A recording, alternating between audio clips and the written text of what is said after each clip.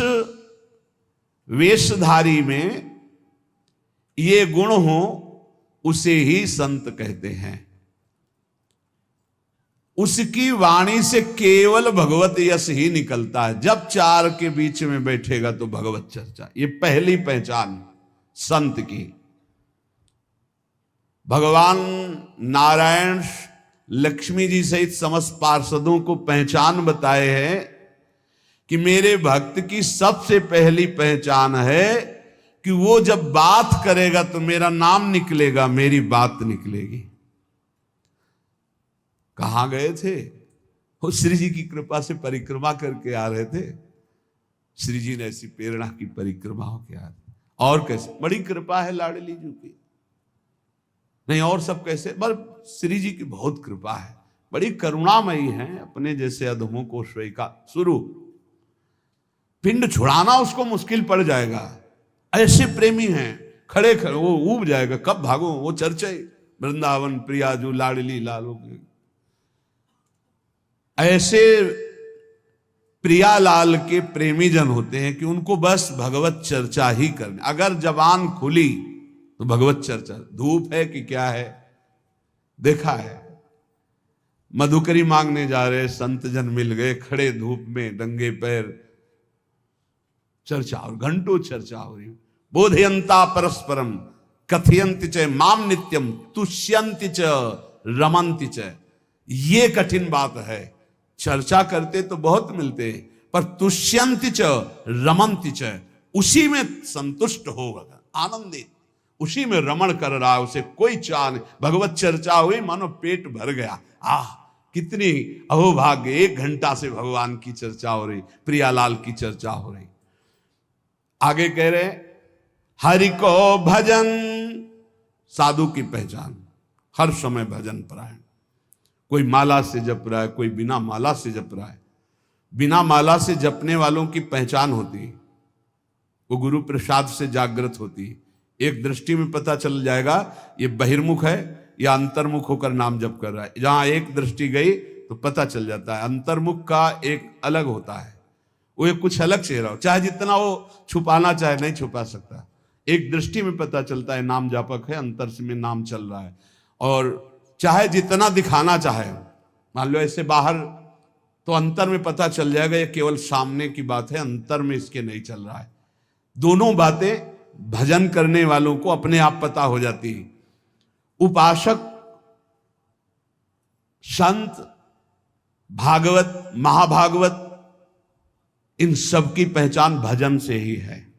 कल चर्चा जब विश्राम हो रही थी सुना था, आधे पल के लिए भी त्रिभुवन की राज्य लक्ष्मी देने पर जो अपने प्रभु का भजन नहीं छोड़ता, सुमिरन नहीं छोड़ता, वो महाभागवत है।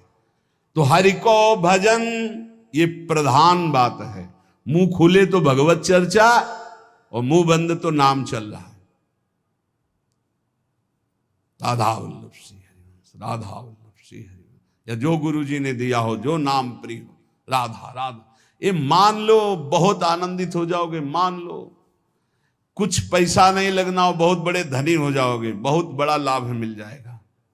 ये सब पुण्य रुई का ढेर समझो, एक अपराध बन जाए सब भस्म हो जाएंगे। नाम सोना है, सोना जितना तपेगा उतना ही चमकेगा, नष्ट होने वाली नहीं, अविनाशी वस्तु है। कमा लो ये सोना। ये जो सोना है, सोना, ये सोना वास्तविक सोना, इसी सोना में सोवत पांव पसार। पूरी रात निकल जाए, जब नींद ना आवे, मंत्र चले, तब समझो।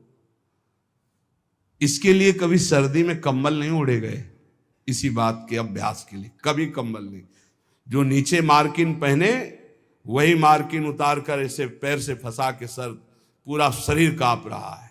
मंत्राकार वृत्ति, पेट में अन्न नहीं, ऊपर वस्त्र नहीं, गंगा का किनारा, भीषण सर्दी, 1 मिनट नींद नहीं, मंत्राकार। 4 बजे गंगा में फिर खड़े हुए। ऐसे थोड़ी भागवती की वृत्ति बनाई जाती है।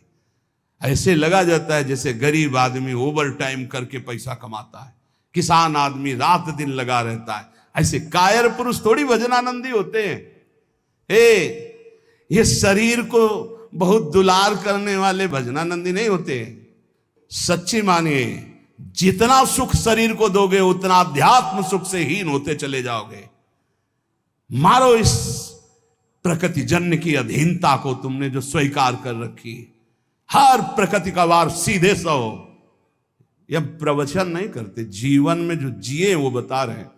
किसी आश्रम में ठहरना नहीं, ऐसे आश्रम में ठहरना जहां जंगल किसी का जाना नहीं, ऐसे बहुत से आश्रम मिले। जीवन भर प्रकृति से लड़ना रहा है, तभी परमात्म चिंतन का एक तार भाव बनता है। जब सीधे प्रकृति का वार सहे, यम ही न व्यथ्यन्ते ते पुरुषम पुरुषर्षम। काशी के घाटों में जो तपन होती थी दिन भर धूप की, तो रात्रि के 2 बजे तक तपना ही होती थी, और 2 बजे उठ के नहा के विश्वनाथ जी जाना है। जीवन को एकदम प्रकृति से वार सहने वाला बना ले तो बहुत आनंद आता है। ये सुविधा नरक समझो, सच्ची मानिए आप। हरि भजन में दिखावा कभी नहीं होना चाहिए, नहीं तो सच्चाई का हरि भजन छूट जाएगा। भजन करने वाले उपासक को कभी कीर्ति की चाह मत रखना, ये हम प्रार्थना करते हैं। ये अंतिम वो खाई है जहां से गिरा करके भगवान से विमुख कर दिया जाता है। दिन है तो रात आएगी, रात है तो दिन आएगा, ऐसे देखना हम तुमसे कहते हैं। ये सब केवल बाहरी है। आंतरिक श्रद्धा अटूट होती है, बाहरी श्रद्धा में कोई दम नहीं होती। हम इन श्रद्धाओं की दम नहीं होती। इनको तो हर गली में खड़ी होना, जहां वाह वहीं खड़े हो गए। श्रद्धा वो होती अटूट कि चाहे जैसी परिस्थिति हो, चाहे जैसी घटना हो, मैं आपका हूं तो सिर्फ आपका हूं। वो होंगे अंगुलियों में गिनने वाले, वो अंगुलियों में गिनने वाले होते हैं। इसलिए साधु की सेवा पहचान, स्वयं साधु होते हुए साधु की सेवा, और निरंतर हरि भजन, और सर्वभूत पर दया, समस्त जीवों पर दया का भाव। दया बिना साधु कसाई, पर ये भी दया करी तो आफत आई बड़ी। कैसे तुम्हें बताए, मतलब बहुत विचित्र गति। आध्यात्मिक आनंद की प्राप्ति के लिए बिल्कुल व्यवहार शून्य जीवन जो जिया गया, उसमें बिल्कुल विपरीत जीवन प्रभु ने किया है। हजारों लाखों की जो भीड़, ये जनसंख्या है भगवान, ये भीड़ भजन अगर निरंतर आपका अभ्यास है तो चल जाएगा, नहीं तो आम हो जाएगा कि मैं बहुत बड़ा हो गया हूं। जहां हुआ मैं बहुत बड़ा हुआ, वहीं से भक्ति का नाश हो जाएगा। ये सम्मानम कल्यात घोर गरलम नीचापमानम सुधाश्री राधा मुरली धरो भज सके वृंदावन मात्यज। ए भाई, कभी भूलकर भगवान से यश मत मांग लेना कि हमारा भी नाम हो जाए। बहुत खतरा है इस नाम में, बहुत खतरा है। आपसे सबसे प्रार्थना करते हैं, यश की चाह मत रखना। उर्कछु प्रथम वासना रही, सो प्रभु पद सरित प्रीति सो बही। बहा दो वासना को। अगर कोई वासना रहेगी तो बहुतायत में मिलेगी, क्योंकि मेरा मालिक सबसे पहले अंदर की वासना की पूर्ति करता है। विभीषण जी के पहुंचने पर सबसे पहले लंकाधिपति का अभिषेक किया। इसलिए साधक अंदर की वासनाओं को देख लो। अगर कोई भी वासना तो हटा दो। नहीं, मेरे स्वामी का स्वभाव है, पहले तुम्हें वासना की चीज फेंकेंगे, ले, और जब घृणा हो जाएगी तब आगे बढ़ा देंगे। मान आखिरी खाई है जिस पे साधु गिर जाता है। इसीलिए सबसे पहले सिद्धावस्था की सीढ़ी पे निर्माण लिखा है। निर्माण अमोहा जित संग दोषा। अपने में कोई गुणा अभिमान आकर के ये श्रेष्ठता का भाव हो जाना, मानो परमार्थ में पोछा लग जाना है। भाई, कभी अहम, ये भाव मत अहम में लाना कि मेरा नाम हो जाए। भगवान को जो करवाना तो करवाने ही, वो तो सर्व समर्थ हैं, वो तो नौकर हैं, हम वैसे ही करना पड़ेगा। पर चाह कभी मत करना। अगर चाह किया तो ये आखिरी खाई है, इसमें साधु को गिरा दिया जाता है। ये माया की बड़ी विचित्र मनोहर चाल है। बड़ा मीठा जहर है जिसे हाथ में लेकर स्वयं खा लिया जाता है। ये मान, प्रतिष्ठा, यश, कीर्ति, ये जगत मंगल कराने वाले भगवान की हो, उन्हीं का यश गाए। अपनी कभी न मानकर इसका जो भोग करेगा वो नष्ट हो जाएगा। मेरी यश कीर्ति इससे नष्ट हो जाएगा। सर्वभूत पर दया, दया तो करनी है, पर दया वो जिसमें भगवत विस्मरण न होने पावे। दया को उल्टा याद, अगर हरि की याद भूल गई तो वो दया फंसा देगी पक्का। और जिस दया में हरि सामने है कि ये मेरे भगवान हैं, वो कभी नहीं फंसा पाएगी। संत के लक्षण जब वाणी खुले तो भगवत चर्चा, जब वाणी बंद तो भगवान नाम जप, और स्वयं साधु होते हुए साधु की सेवा एक प्रधान लक्षण है।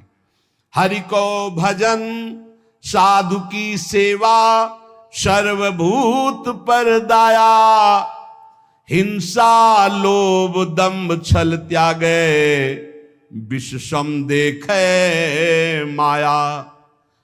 कभी किसी की हिंसा न करे, ये साधुता का लक्षण है। कभी जीव को, किसी जीव को कष्ट देना नहीं। मन से वचन से अगर आप थोड़ा भी किसी के प्रति रूखा भाव कर लें तो आप अंदर देखना आपके भजन में फर्क पड़ जाएगा। ये अंदर के अनुभव की बातें करते हैं। अगर उसको तुमने डांटा है, सही माने में डांटा है और भगवत भाव करके डांटा है, तब तो आपका भजन चलेगा।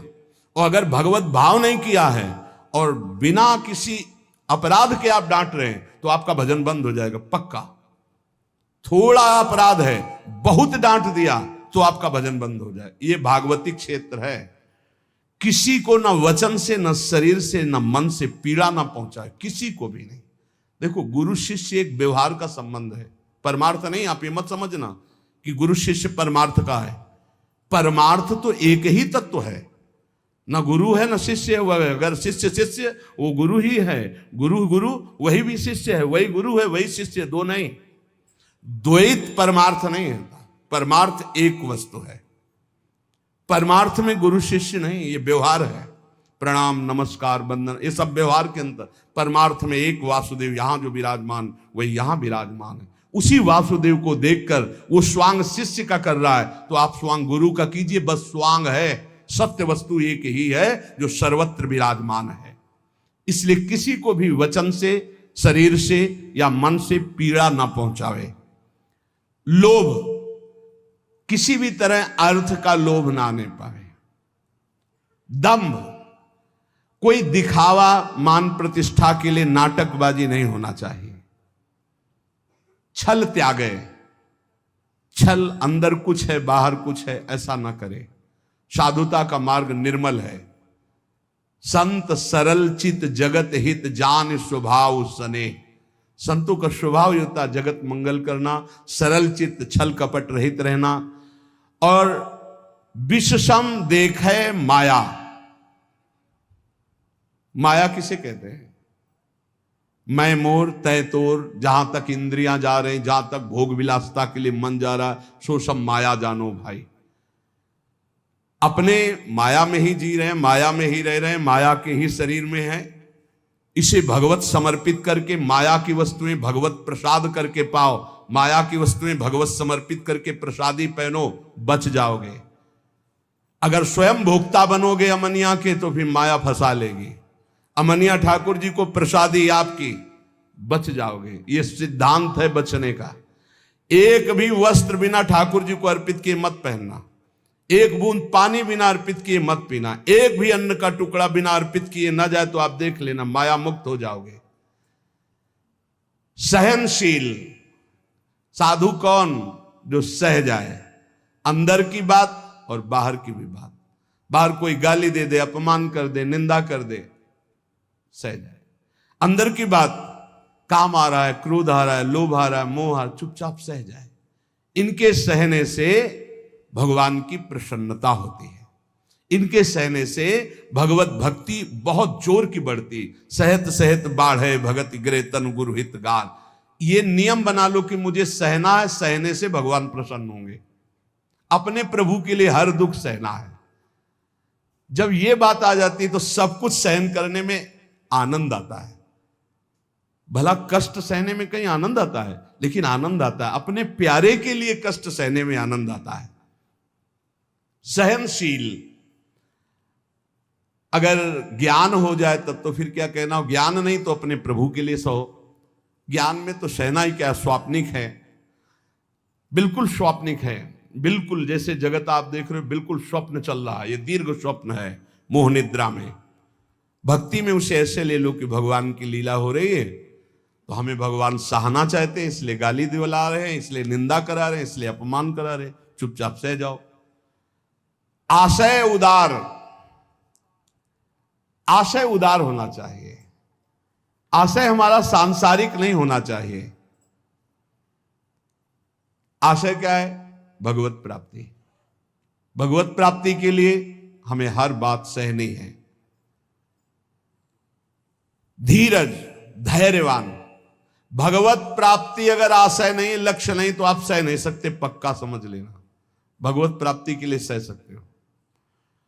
भगवान की बड़ी विचित्र लीला, बड़े बड़े सिद्धों को पिटवाया है, पुजवाया है, दोनों काम करते हैं वो। पुजवाना भी वाह वाह और पिटवाना भी, ये दोनों काम साथ उनके चलते रहते हैं। अगर ऊपर से कुम्हार पीटता है मटकी को तो अंदर से हाथ दिए रहता है, ऐसे दोनों कार्य होते हैं। अब बोलो बूढ़े बाबा माधवदास जी हैं जगन्नाथपुरी में, और उनकी कौन सी परीक्षा बकाया है? साथ ले जाते हैं बाबा, रात्रि में शयन हो जाता है जगन्नाथ जी का, आते हैं बाबा चलो आज राजा के बगीचे के कटहल का, बड़ी खुशबू मार रही, पके कटहल है। तो जय जय आप सुबह हमें आदेश करें, हम राजा के पास जाएंगे, भिक्षा मांगेंगे, वो कटहल लाके आपको दे देंगे। जब राजा सुनेंगे कि आपको कटहल पसंद है तो बगीचा आपके नाम करवा। तो बाबा जो चोरी में आनंद मिलता है वो साहूकारी से मांग के थोड़ी ठीक लगेगा। बोले वैसे प्रभु चोरी क्या हो, तो आप ही का बगीचा है, आपका ही तो। बोले उपदेश मत करो, हमारे साथ चलो। बाबा को ले गए, बाउंड्री फंदवाए, ठाकुर जी झील कर बाउंड्री सुनको, 9 किशोर, ये तो आप चढ़ गए। बाबा आप ऊपर कटहल के पेड़ में, वो बहुत पका है। बोले अनीति मत करो जय जय, आप 9 किशोर आप चढ़ो, हम नीचे हैं। बाबा तुम चढ़ो, हम नीचे से बताते रहे। जो ही कटहल एक तोड़कर पका फेंका, उसने कहा वाह वाह बाबा बहुत। अरे बोले जय जय, इतनी जोर से वाह वाह कह रहे हो कि चौकीदार सब जान जाएंगे, पिटवाओगे आप हमें। फिर दूसरा जो फिर वाह वाह, तो दरवाजा खुला, चौकीदार आए, आप तो अंतर ध्यान हो गए, पकड़े गए माधोदास। रात्रि का समय तो 10-5 डंडा होता, पर जब देखे कि कौन है तो पता चला कि तो माधोदास बाबा। तब सुबह राजा के सामने पेशगी हुई। राजा तो उतर कर साष्टांग दंडवत हुआ, अरे महाराज आप आदेश कर देते तो जितने कटहल लगे सब आपकी कुटिया भिजवा देते, आप ऐसा। बोले आप आदेश कीजिए, आप ऐसा। अरे बोले हम क्या आदेश करें, क्या तुम्हें बताएं। समझाया था कि सुबह हम राजा के यहाँ से भिक्षा मांग लाए, पर वो बोले कि ऐसे ज्यादा आनंद आएगा। तो आनंद तो हमें आया महाराज, देखो पूरे डंडा बने हुए तुम्हारे चौकीदार। मतलब क्या? बोले जगन्नाथ जी साथ थे, ऐसा। बड़ा अपराध बन गया। सुबह ही पूरा सब हो जाके जगन्नाथ जी को समर्पित कर दे। बड़े बड़े सिद्धों को पिटवाना। अब वो कहीं भोजन मांगने नहीं जा रहे, रात दिन भजन में डूबे हुए हैं। अपना थाल अपने पार्षदों से जो भोग में लगा सजवा करके आप दिव्य पार्षदों से गायब करवा दिया। माधवदास बाबा के पास, बाबा पा लीजिए, वो प्रसाद आया जगन्नाथ जी का। हाँ अभी रख दो, फिर हम धो के रख देंगे, बाहर से ले जाना। अब प्रगट पार्षदों ने देखा थाल ही गायब। अब पूरी हल्ला मच गया, जगन्नाथ जी का थाल गायब, भोग का। जब माधवदास बाबा भजन से उठे, खूब प्रसाद पाया और समुद्र से धोकर अपनी झोपड़ी के ऐसे कुटिया के ऐसे किनारे। किसी ने बताया थाल तो वहां धुली मंजी रखी हुई है जगन्नाथ महाराज जी की माधवदास बाबा के पास। वहां गए तो देखा था। बोले ऐसा छोर। अब ये भी नहीं सोचा कि जब भोग लगता है तो सब पार्षद ऐसे बैठते हैं, पर्दा लगता है, वहां से थाल कौन ले जाएगा। बड़ी पिटाई की माधवदास।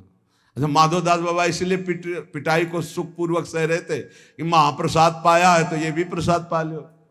अब थाल लेकर के भूखे हैं तो थाल आप भिजवा रहे हैं, आप ला रहे हैं, पिटाई आप कर। इनके रहस्य को समझना बड़ा कठिन, इसलिए ये कभी ना समझे कि ये गाली देने वाला कोई और है, ये पीटने वाला कोई। प्रभु पिटवाते हैं, प्रभु ही पुजवाते हैं, दोनों काम कराते रहते हैं, बैलेंस बराबर बना के चलते हैं। पक्का समझना है।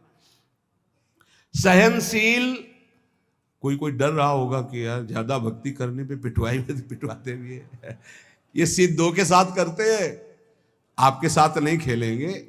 बच्चों को भारी वजन उठाने को नहीं दिया जाता, अपने लोग बच्चे हैं इसलिए चिंता मत करना कि आपकी भी परीक्षा होगी। ये सिद्धों के साथ खेलते हैं। सहनशील, आशय उदार, अति धीरज सहित विवेकी, अत्यंत धैर्यवान और विवेकवान, सद असद का ज्ञान रखने वाले को विवेकी कहते हैं। सत्य वचन, साधु के वचन सत्य होते हैं, इसलिए कभी असत्य न बोले। सत्य वचन सबको सुखदायक, जब बोले तो विचार करके बोले और ऐसे वचन बोले जिनमें दूसरों को सुख मिले। ये बचने का दरिद्रता, वचन में दरिद्रता क्या, कोई पैसा लगता है? बड़े मीठे वचन बोलो बना के, दूसरों को सुख पहुंचाने वाले हितकर सत्य वचन बोलो। और गहि अनन्य व्रते की, अपने इष्ट का अनन्य होगा, ये होता संत की पहचान। बोले इंद्रियजित, 5 ज्ञानेंद्रियां 5 कर्मेंद्रियां उसके बस में होंगी, पर अभिमान न जाके, इंद्रिय विजयी होने का अभिमान नहीं होगा। तो बोले करे जगत को पावन, ऐसा महात्मा सारे संसार को पावन करने वाला होता है। भगवत रसिक तासु की संगति, तीनों ताप न सावन, ऐसे संतों की संगति तीनों ताप, दैहिक दैविक भौतिक सब तापों का नाश करने वाला होता है। तो श्रीपाद कहते हैं कि वृंदावन में यदि ऐसे रसिकों का संग मिल गया तो आप ये जान पाओगे कि वृंदावन में जो कुकर शुकर जीव जंतु हैं सब भजनानंदी परम हंस हैं, महापुरुष हैं।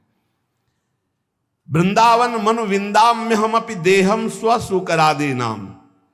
इसलिए मैं भी ये इच्छा करता हूं कि मेरा शरीर अगर छूटे और प्रियालाल ना मिले तो मैं सुअर कुत्ता वृंदावन का बनूं, बाहर ना बनूं।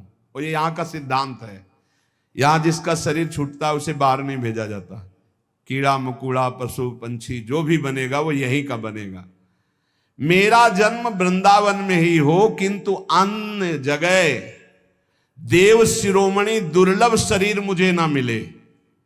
मुझे वृंदावन में सूकर कुकर आदमी बन, क्योंकि यहां कभी रसिकों की जूठन मिलेगी, प्रियालाल के गुण गाने वाले रसिकों के दर्शन होंगे, प्रियालाल का यश सुनने को मिलेगा, और जब इसी रज में शरीर छूटेगा तो प्रियालाल की प्राप्ति हो जाएगी। संत वचन, महापुरुषों ने जगत मंगल के लिए उपदेश किए हैं। ये जो पीछे आपने सुना होगा यम नियम धारण करना चाहिए, अगर यम नियम धारण करता है तो उसमें बड़ी दिव्यता आती है। यम नियम आसन प्राणायाम प्रत्याहार धारणा ध्यान समाधि यो अष्टांगानि, योग के ये 8 अंग हैं, 8 अंग हैं। यम नियम आसन प्राणायाम प्रत्याहार धारणा ध्यान और समाधि, ये अष्टांग योग कहलाता है। पर यम नियम हर उपासक के जीवन में होना चाहिए, चाहे जिस मार्ग का हो। ये यम नियम सब संप्रदाय सब उपासकों के जीवन में होते हैं। क्या यम? ये 5 होते हैं, अहिंसा सत्य आस्तेय ब्रह्मचर्य अपरिग्रहा यमाह। ये यम, किसी की हिंसा न करना, सत्य आचरण, सत्य भाषण, सत्य विचार, किसी की चोरी न करना, सदैव ब्रह्मचर्य का पालन या गृहस्थ में उचित ब्रह्मचर्य का पालन, और अपरिग्रह, किसी से भी दान न लेना, ये यम है। अगर यम का पालन किया जाए, अपरिग्रह स्थैर्य जन्म कथंत संबोधा, अगर किसी से जिंदगी भर कोई दान ना ले, यम का और नियम का पालन करे, तो उसे कई जन्मों की स्मृति प्राप्त हो जाएगी।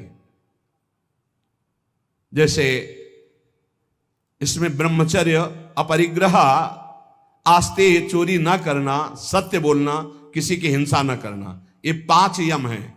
इनमें अपरिग्रह, जो इन 4 यमों का पालन करते हुए 5वां अपरिग्रह, कभी किसी का दान न ले, आकाश वृत्ति से प्राप्त हुई भिक्षा या माधुकरी वृत्ति से प्राप्त हुई भिक्षा को कभी दान नहीं कहते। जो किसी से हाथ फैला के लिया जाता है उसे दान कहते हैं। आकाश वृत्ति से जो हमें भगवान बैठे बैठे दे दे, अजगर वृत्ति, ये माधुकरी वृत्ति, ये संतों के लिए रखी गई। और गृहस्थ में तो दान लेने का कोई सवाल ही नहीं, धर्म पूर्वक कमाओ और दूसरों की सेवा करना वो बात है। लेकिन तीर्थयाटन या कहीं भी जाकर कई बार मना किया है, आप गृहस्थ हो, अपनी मेहनत की कमाई का खाओ, भले आप चना चबेना से समय काटो, लेकिन किसी की हलवा पूड़ी दी हुई मत खाओ, क्योंकि आपके पुण्य बच जाएंगे। कितनी बड़ी बात है। यही यम का पालन कर रहे थे भीष्म पितामह जी, ब्रह्मचर्य, सत्यवादी और अहिंसा। अहिंसा का तात्पर्य बहुत सूक्ष्म होता है। जो धर्म विरुद्ध आचरण करने वालों को धर्म युक्त दंड देता है वो हिंसा नहीं मानी जाती।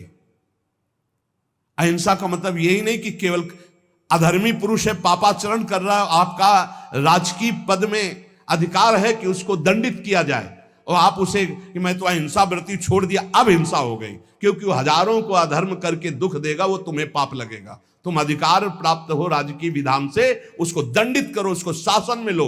अधिक पापी है तो उसको न्याय के द्वारा ऐसे कब्जे में रखा जाए जिससे वो अपराध ना कर पावे। तो कहीं कहीं हिंसा भी अहिंसा हो जाती है, हिंसा भी अहिंसा हो जाती है। जैसे हम पीछे सुनाया था वो लकड़ी हरी उजाले का, पूरे 4 को मारा तो पूरा गांव बच गया, तो वो अहिंसा हो गई, वो पुण्य हो गया। भीष्म पितामह जी को भगवान से कह रहे कि मुझे 100 जन्म की पूरी याद है, पीछे मैंने कोई ऐसा पाप नहीं किया जो ऐसा भोग रहा हूं। ऐसे ये जो पूर्व जन्मों की स्मृति है, ये यम धारण करने से प्राप्त हो जाती है। अहिंसा, सत्य, चोरी ना करना, ब्रह्मचर्य धारण करना और किसी से परिग्रह न लेना, दान न लेना। दान लेने से बहुत हानि होती है, बहुत हानि होती है। दान लेने में खुशी नहीं होना चाहिए कि हमें कोई बहुत महंगा स्वेटर दे रहा है, बढ़िया घड़ी दे रहा है, खूब रुपया दे रहा है, ये बहुत घाटे का है। नाशवान वस्तुओं से अविनाशी भजन का हिस्सा बटा देना, ये कोई बुद्धिमत्ता नहीं है। सहज में काम चलाओ और खूब भजन करके जगत मंगल करो, भजन करके भगवत प्राप्ति करो। देखो कितनी बढ़िया बात कह रहे हैं। अपरिग्रह स्थैर्य जन्म कंथता संबोधा, अनेक जन्मों की वो याद बैठे बैठे कर सकता है। पूर्व जन्म में मैं कौन था या पूर्व जन्म में आप कौन थे। जो किसी का कभी दान नहीं लिया और अखंड ब्रह्मचर्य से रहता है, सत्य बोलता है, चोरी नहीं करता, किसी की हिंसा नहीं करता, जो ब्रह्मचर्य से रहता है, ब्रह्मचर्य प्रतिष्ठायाम वीर लाभः, ब्रह्मचारी जैसा कोई बलवान नहीं होता। शारीरिक बल कोई बल नहीं कहा जाता। ब्रह्मचर्य में सामर्थ्य होती संकल्प बल की, जाओ ऐसा, फिर वैसे ही होगा। अध्यात्म बल बहुत बढ़ जाता है ब्रह्मचारी का, आत्मबल बहुत बढ़ जाता है। कहीं भी वो भयभीत होना, कहीं भी शंका कर लेना, कहीं भी पराजित हो जाना उसके स्वभाव में नहीं होता। जो ब्रह्मचारी होता स्वभाव में नहीं होता। ये खास बात होती है। भगवान परशुराम जी के पास जब अंबा जी गई, अंबा जो काशी नरेश की 3 राजकुमारियों में एक सी थी, उन्होंने कहा कि मैं आपसे सहायता चाहती हूं भृगुवर, मैं आपकी शरण में हूं, शरणागत की रक्षा करनी चाहिए। बोले पहले तो तुम्हारा स्त्री स्वरूप है, वैसे ही अधिकार बनता है रक्षा का। दूसरा तुम शरण में हो, बोलो कौन त्रिभुवन में ऐसा है जो तुमको कष्ट दे रहा है। बोले पहले वचन दो कि मैं उसको मारूंगा। बोले निश्चित परास्त करूंगा उसको। बोलो कौन है। तो कहा आपके प्रिय शिष्य भीष्म। एक बार तो परशुराम जी की भीष्म के द्वारा ऐसा कैसे अपराध बन गया, क्या हुआ, पूरी घटना सुनाई। तो उन्होंने कहा वैसे तो उन्होंने ऐलान किया था कि मैं हस्तिनापुर नरेश के लिए इन राजकुमारियों का अपहरण कर रहा हूं। उन्होंने ये तो नहीं कहा था कि मैं अपने लिए, उसी समय तुम्हें बोल देना था कि मैं साल्व से प्रेम करती हूं, तुम्हारी त्रुटि रही। तो उनका भगवान मैं समझ रही थी कि आपके शिष्य आप पक्ष लेंगे। बोले बिल्कुल पक्ष नहीं लूंगा, तुम शरणागत हो, तुम्हारे लिए मैं, मेरी आज्ञा का पालन करेगा। अखंड ब्रह्मचारी भीष्म जी और अखंड ब्रह्मचारी भगवान परशुराम जी, दोनों सत्य पे हैं, दोनों महान हैं, पर एक गुरु है एक शिष्य है। पर एक इच्छा का अनुमोदन कराने के लिए अपनी द्वेष वृत्ति का भगवान परशुराम जी का आश्रय लिया, इसलिए परशुराम जी कमजोर हैं। और सत्य का पालन करने के लिए धर्मनिष्ठ इसलिए चेला बहुत जोरदार के हो गए भीष्म जी। बुलाया भीष्म जी को बाहर हस्तिनापुर की, अर्घपाद्य आदि लेकर गए, प्रार्थना की, परिक्रमा की, दंडवत किया। बोले मेरी आज्ञा है अंबा को स्वीकार करो। बोले कदापि गुरुदेव नहीं, क्योंकि सब कोई जानता है सत्य के आगे कुछ नहीं, और मैं सत्य प्रतिज्ञा किया हूं कि अखंड ब्रह्मचर्य रहूंगा, जीवन में कभी संतान उत्पन्न ही नहीं करूंगा। तो उनका युद्ध या अंबा, तो उनका युद्ध गुरुदेव से युद्ध, उन्होंने ही विविध प्रकार के दिव्यास्त्रों की शिक्षा भीष्म जी को दी थी जब गंगा जी ले गए थे। और गंगा जी ने और भी दिव्यास्त्र सिखाए थे जो परशुराम जी को भी पता नहीं थे।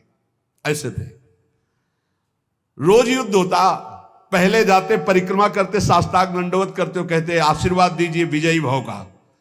बोले योद्धा तो मैं ही हूं, तुम्हारा विपक्ष का मैं आशीर्वाद नहीं दे सकता, पर हां बलपूर्वक युद्ध करना, बलपूर्वक युद्ध करना। आखिरी युद्ध जितना भयानक हुआ कि गंगा जी, अष्टवसु सब जागृत हो गए, उपस्थित हो गए। भीष्म जी ने एक अस्त्र ऐसा चढ़ाया था जो परशुराम जी के पास काट नहीं थी, निश्चित परशुराम जी का वध हो जाता। गंगा जी आकर के पकड़ लिया और कहा नहीं नहीं, ऐसा बिल्कुल ठीक नहीं है। समस्त अष्टवसु आ गए। तो उन्होंने कहा मां, ये प्रत्यंचा पे चढ़ा हुआ धनुष तभी उतरेगा जब गुरुदेव अपना रथ पीछे कर दें, अपना धनुष नीचे कर दें। तो गुरुदेव कैसे नीचे कर से? अष्टवसुओं ने, समस्त देवताओं ने कहा प्रभु आपका चेला है, अब आपको धनुष नीचे करना पड़ेगा। अगर छूट गया तो आपके पास काट नहीं है, आप अबद्ध हैं, फिर भी वध हो जाएगा आपका। भीष्म जी के बाण तभी धनुष से उतरे जब वो रथ पीछे हटा, धनुष नीचे किया, कूद गए, परिक्रमा की, और गुरुदेव बोले जा विजयी भव, कहते विजयी हुआ। तो सत्य, ब्रह्मचर्य, अहिंसा, अपरिग्रह बहुत बड़ी ताकत है। ब्रह्मचर्य में बहुत बड़ा बल है, उसको आज हमारी समाज समझ नहीं पा रही। यम नियम के बिना जीवन बिल्कुल पशुवत जीवन है। यहां कह रहे हैं ब्रह्मचर्य प्रतिष्ठायाम वीर लाभा, महान बल, जो चाहो आप कर सकते हो संकल्प के द्वारा। जो आपको दिव्यता किसी में दिखाई देगी वो ब्रह्मचर्य की होगी। भीषण कष्ट को भी सहने की सामर्थ्य, सर्दी गर्मी, मान अपमान, दुख सुख, लाभ हान और सत्य बात, संकल्प बिल्कुल सिद्ध होने लगता है। जिसका ब्रह्मचर्य पवित्र होता, जो संकल्प करेगा, और संकल्प नहीं करेगा तो ब्रह्मचर्य अध्यात्म की ऊंचाई में बैठाकर उसे मुक्त कर देगा। अस्ते प्रतिष्ठायाम सर्वरत्नोपस्थानम, जिसने कभी किसी की चोरी नहीं की, जीवन में छल नहीं किया, तो इसी जन्म में उसके पास दिव्य धन, दिव्य रत्न आदि एकत्रित होने लगेंगे, पक्का। विविध प्रकार के स्वर्णाभूषण, विविध प्रकार की भोग सामग्रियां, ऐसा संयोग बनेगा। कभी चोरी नहीं की, जो इन यम नियमों को धारण करता है। एक एक का बहुत बड़ा प्रभाव है। अस्तेय प्रतिष्ठायाम सर्वरत्नोपस्थानम, अपने आप आकर के संपूर्ण रत्न, स्वर्ण आदि संपत्ति उसके पास एकत्रित, जो कभी जीवन में चोरी नहीं किया, जो ब्रह्मचारी है, जो अहिंसा परायण है, और जो अपरिग्रह, कभी किसी से दान नहीं लिया। वैसे भी लिखा हुआ है कि जो धर्मात्मा पुरुष धर्म से यम नियम के द्वारा चलता है, तो जैसे समुद्र में बिना बुलाए हुए सारी नदियां जाती है, ऐसे चारों तरफ से संपत्ति उसको घेरने लगती है, सुख सुविधा उसको घेरने लगती है, जो धर्म पूर्वक चलता है। सत्य प्रतिष्ठायाम क्रियाफलान आश्रयत्वम, जो सत्य बोलता है, सत्य विचार वाला है, सत्य आचरण वाला है, तो सारे फल उसका आश्रय ले लेते हैं। हर क्रिया का फल, वो जो चाहे, जैसे चाहे, जो बोलेगा, जो सोचेगा वही हो जाएगा। ऐसा है। एक इतना बड़ा बालक है, हंसी मजाक में सर्प डाला था, कोई गुस्सा होके नहीं डाला था परीक्षित जी ने, कि पता नहीं समाधि में है या ढोंग कर रहे हैं समाधि का, ऐसे डाला और चले गए। कुछ बच्चों ने जाकर बताया, श्रृंगी ऋषि तुम्हारे पिता के गले में चक्रवर्ती सम्राट महाराज परीक्षित मरा हुआ सर्प डाल दिए। उनका ऐसी असभ्यता, इतने बड़े बालक हैं अभी, ऐसी असभ्यता, चक्रवर्ती सम्राट होता हुआ भी इन महापुरुषों की महिमा को नहीं जानता, ऐसी असभ्यता। ये समझता है यही दंड धारण करता है, देख मैं ब्रह्म ऋषि बालक हूं, इसको दंड देता हूं, आज के 7वें दिन तक्षक सर्प इसे काटेगा और मरेगा। इतने बड़े बालक है। जवान से निकली हुई हर बात जब उनके पिता शुद्धि में आए, साफ हटाके से दौड़ के आके संग ऋषि लिपट गए। उनका रोने की क्या जरूरत है, मरा हुआ ही सर्प तो था। उनका पिताजी ये अपमान है आपका। अपमान तो उस राजा का हुआ, वो धर्मात्मा राजा आया हुआ था, आश्रम में आया हुआ राजा अतिथि था। हमें चाहिए था हम जल पिलाते, हम उठकर अर्घ देते, पर मैं बाह्य था ही नहीं, बाह्य दशा में, समाधि दशा में अंतर था। वैसे तो अपराध मेरा ही बना कि राजा धर्मात्मा आया और मैंने स्वागत नहीं। बोले प्रभु हमने तो उसको दंड दे दिया। क्या 7 दिन में तक्षक डसेगा? इतने बड़े धर्मात्मा राजा को ऐसा शाप, मतलब पिता की भी सामर्थ्य नहीं कि उसे नष्ट कर सके। बोले शाप तो अमोघ है तेरा, क्योंकि तू ब्रह्म ऋषि बालक है। कुछ ऋषियों को भेजा, जाओ परीक्षित को बता दो तुम्हारा 7 दिन में जो कुछ कल्याण करने का उपाय कर लो, नहीं 7वें दिन तक्षक काटेगा और निश्चित काटेगा और तुम्हारी मृत्यु हो जाएगी। ये है सत्य में स्थित रहना। सत्य प्रतिष्ठायाम क्रिया फलाश्रयत्वम, जो बोले जैसा सोचे वैसा ही हो जाए। अब आज सत्य नहीं जबान में झूठा है तो सब पूरा जीवन ही झूठा है। अहिंसा प्रतिष्ठायाम तत्सन्निधौ वैर त्यागः, जो कभी किसी को दंड नहीं देता शारीरिक मानसिक वाचिक, तो सांप हो, बिच्छू हो, हिंसक कोई भी जीव हो या कोई दुष्ट हो, उसके सामने आके घुटने टेक देगा, वैर नहीं रहेगा। ये अहिंसा का उसके ऊपर प्रभाव होगा। फिर शौच संतोष तपा स्वाध्याय ईश्वर प्रणिधानानि नियमाः।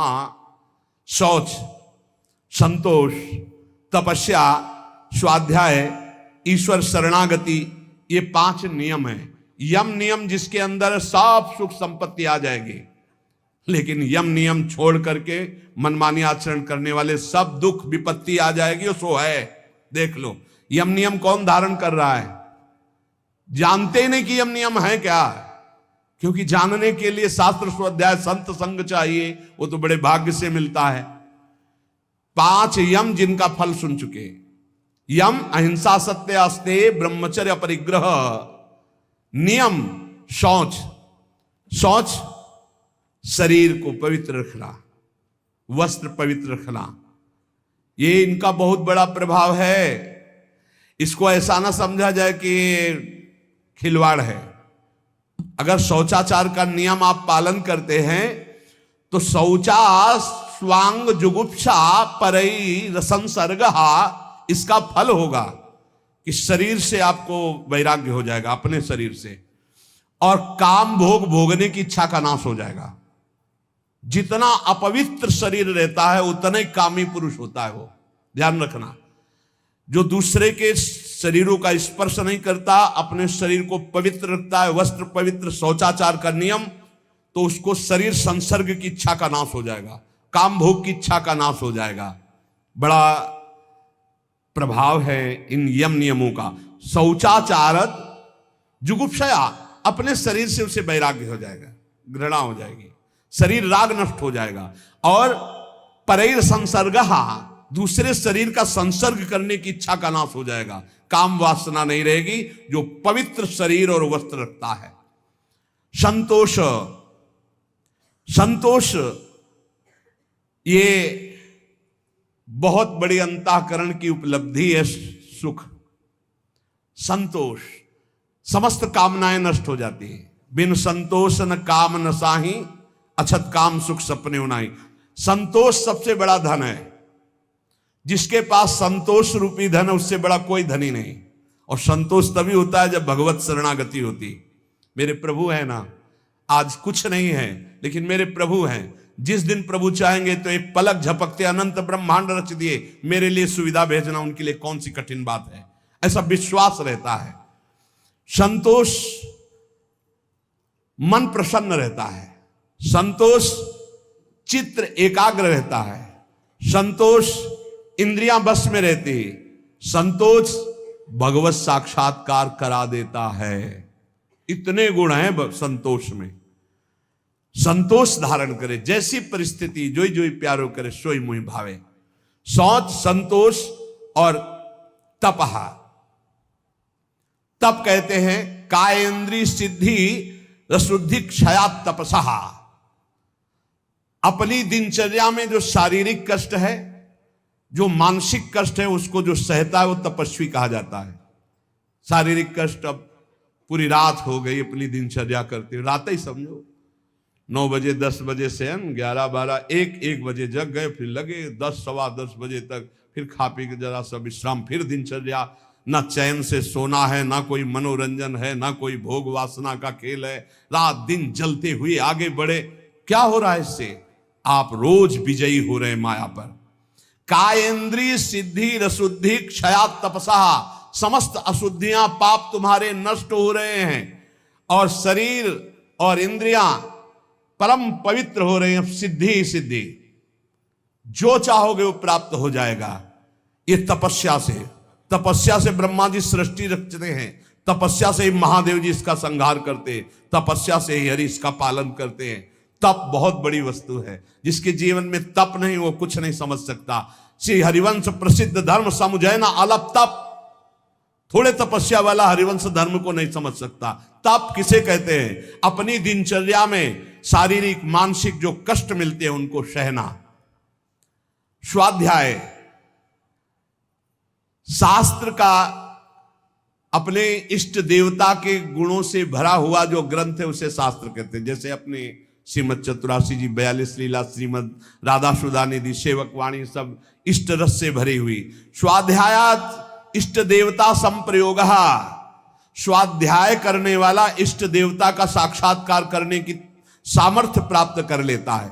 शौच, संतोष, तप, स्वाध्याय और ईश्वर प्रणिधान, समाधि सिद्धि ईश्वर प्रणिधानात। जो भगवान की शरण में हो जाता है, भगवान उसे समता प्रदान कर देते हैं, उस समत्व को प्राप्त हो जाता है। इसलिए हृदय में ये 5 यम, मन वचन कर्म से किसी की हिंसा न करना, सत्य बोलना, सत्य आचरण करना, सत्य विचार करना, किसी की चोरी न करना, सदैव ब्रह्मचर्य का पालन करना, किसी का भी किसी तरह से दान स्वीकार न करना, ये यम। और शरीर पवित्र रखना, संतोष हृदय में रखना, तपस्या के द्वारा मन इंद्रियों को पावन करना, अपने इष्ट ग्रंथ का स्वाध्याय करना और अपने इष्ट देव की शरण में रहना, ये नियम। यम नियम का जो पालन करता है वो सब भरपूर हो जाता है। लौकिक पारलौकिक समस्त सिद्धियां उसे प्राप्त हो जाती है। इसलिए यम नियम का पालन करते हुए निरंतर नाम जप करते, जितनी श्वासें हैं अब अपने को पवित्र कर लो।